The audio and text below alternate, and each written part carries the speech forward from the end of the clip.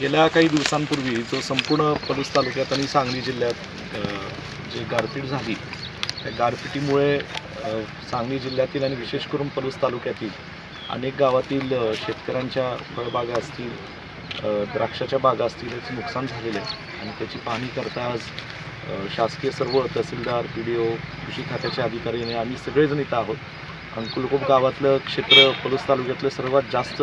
बाधित झालेलं आहे आणि निश्चितच या गारपिटीमुळे शेतकऱ्यांवर आता एक मोठं संकट ह्यातनं कोसळलेलं आहे. परंतु एक ह्या पलूस कडेगावचा लोकप्रतिनिधी म्हणून आम्ही आणि शासनाच्या माध्यमातून लवकरात लवकर आता पंचनामे तर झालेलेच आहेत, तोंडी सूचना अधिकाऱ्यांना दिल्याच होत्या, पंचनामे तातडीने करा आणि त्यानुसार जवळजवळ मला वाटतं 90% पंचनामे झाले असतील, काही 5-10% राहिले असतील ते आज होऊन जातील. परंतु शासनाकडनं तातडीने मदत मिळावी ही मागणी मी शासनाला, कृषी मंत्र्यांना, महसूल मंत्र्यांना करणारच आहे. त्याच्या व्यतिरिक्त जुने निकष न ठेवता सध्याच्या बाजारभावाप्रमाणे जे काही शेतकऱ्यांचं या फळबागा लागवडीकरता जे काही रक्कम जाते त्याचा एक व्यवस्थित हे करून मोजमापन करून त्यातनं मार्ग काढला पाहिजे आणि योग्य दर शेतकऱ्यांना चांगल्या पद्धतीने ह्यातनं आज मदत झाली पाहिजे.